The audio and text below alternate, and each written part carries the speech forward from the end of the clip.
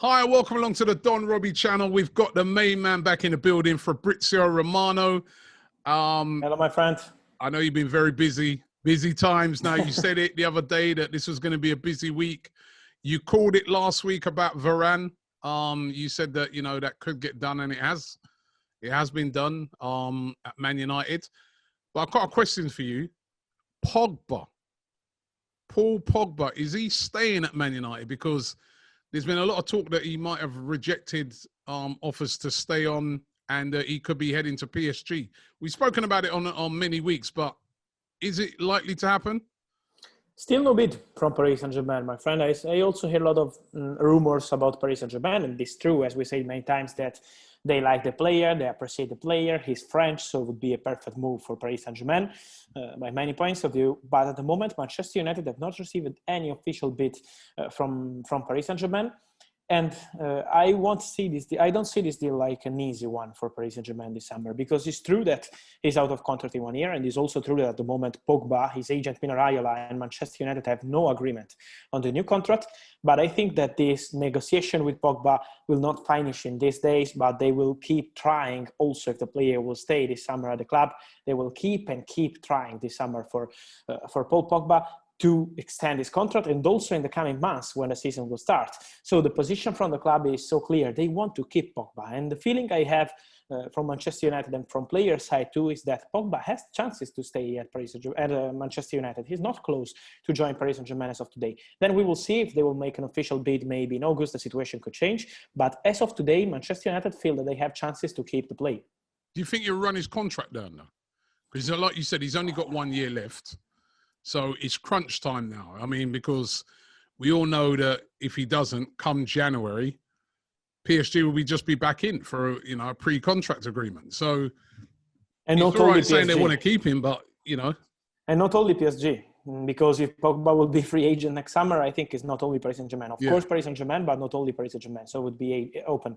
But what I'm told is that Manchester United are ready to take a risk also of starting the season with Pogba only with 1 year left on his contract. So they're prepared to take this risk, and then maybe negotiating in September, October again with Mino Raiola.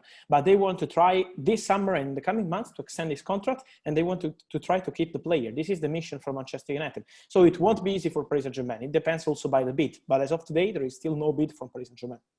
All right, what about Jack Grealish? Now, there's a lot of rumours saying that he could be a Manchester City player as early as next week. There are talks ongoing between Manchester City and Aston Villa, and also with people close to the player. So as we always say, Grealish and Kane are the main targets for Manchester City this summer, and they're working on both, but it will be really difficult to sign both. The situation with Grealish is that Aston Villa offered him a new deal, a new contract. And so the player is waiting to see what happens with Manchester City. But timing will be key. So I'm told that it won't take too long, like waiting 3 or 4 weeks to see what happens in August, at the end of August for Grealish. It will be something to be discussed in these days, and Manchester City have to take a decision on Jack Grealish. So they are now talking directly with Aston Villa. We will see what happens. Aston Villa are ready with a new contract, but now it's time to negotiate with Manchester City. We will see also about the fee, but Manchester City are working on it. So I think Jack Grealish's situation will be clarified in the coming days. Where do you think he'll end up? If I have to give my percentage, I say that Manchester City have a high percentage to sign the player, but it's not done yet. And you know better than me that when it's not done, you have to be careful. Very true. Very, very true. Wise words there. Bernardo Silva, though, if they do sign Grealish, obviously they're going to have to let someone go. And the talk is it will be Bernardo Silva. Heard any rumours about him and where he could be heading if that does happen? Yes, a lot of rumors about Atletico Madrid, but I'm told that at the moment there's nothing imminent or advanced with Atletico Madrid because they have different priorities. They have to resolve the situation of Saul, so it will be a bit long for Atletico Madrid to decide what they want to do on the market, and it's not close for Bernardo Silva as of today. I think Spain could be an opportunity, could be a chance for Bernardo if he leaves, because at the moment it's not advanced yet. And I think they want to wait a bit to see what happens with the situation of Grealish before entering in serious talks for Bernardo Silva. So it will be a bit longer, I think. And in the coming weeks in August, we will have the situation clear, but with Atletico, it's not advanced yet. All right, let's head over to where you are in Italy. Inter Milan, there's been so much transfer talk around them this window, which is extraordinary when you consider that they won the league. But we know that they've been in quite difficult financial pressure.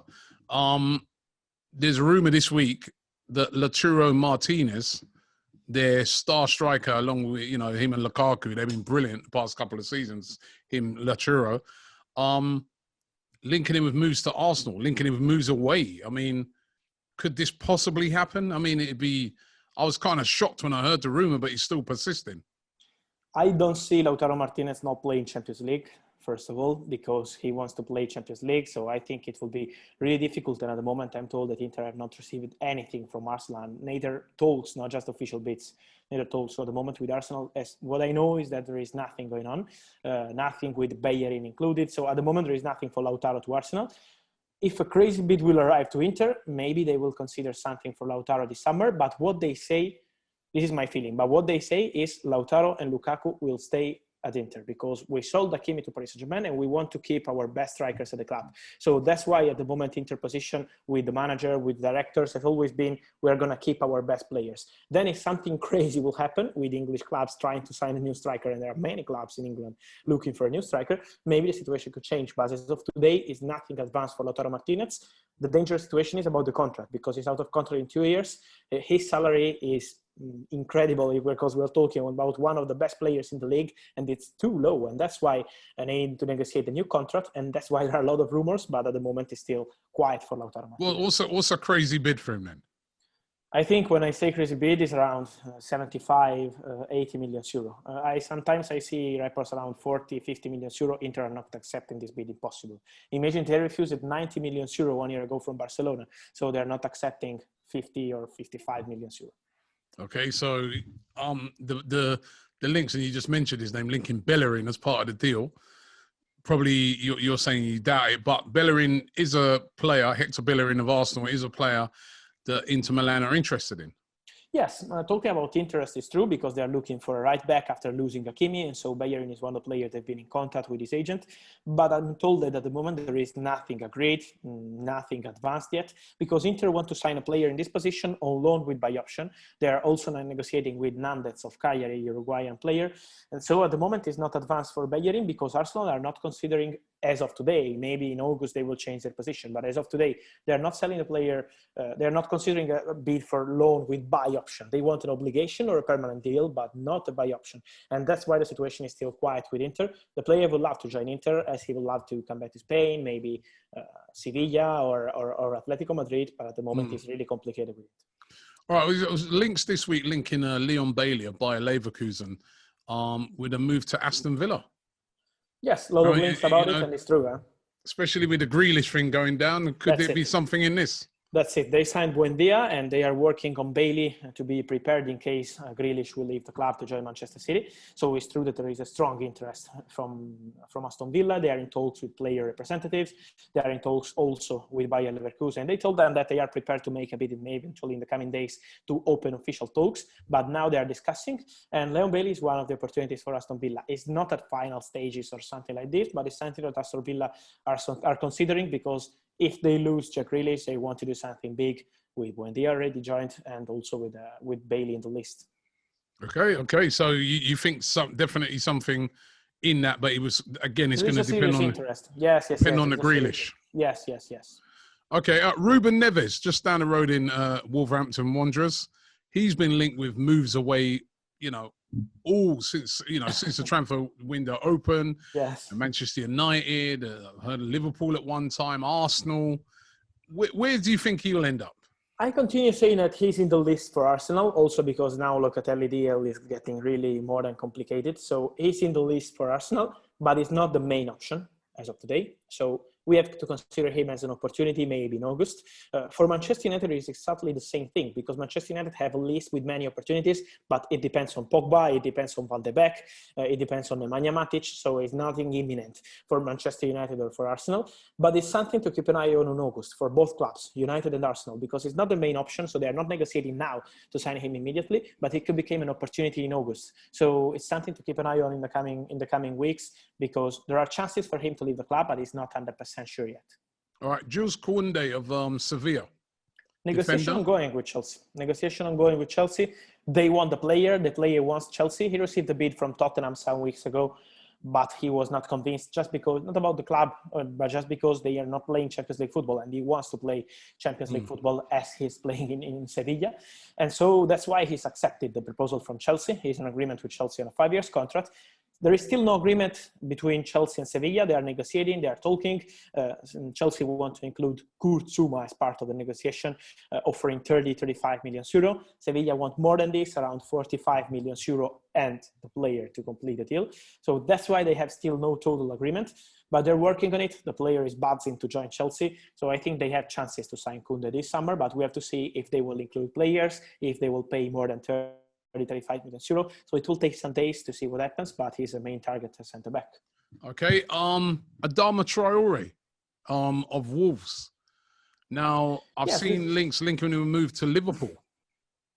Yes, a lot of links about him, and it's normal because, in my opinion, we're talking about a fantastic player. So it would be amazing. And the links about Liverpool, it's just because Jurgen Klopp is a big fan of the player. He thinks it will be perfect for Liverpool. But at the moment, I'm told that there are still no negotiations between Liverpool and Wolves, basically because Liverpool want first to sell players. They need to sell players. Shaqiri has to leave the club.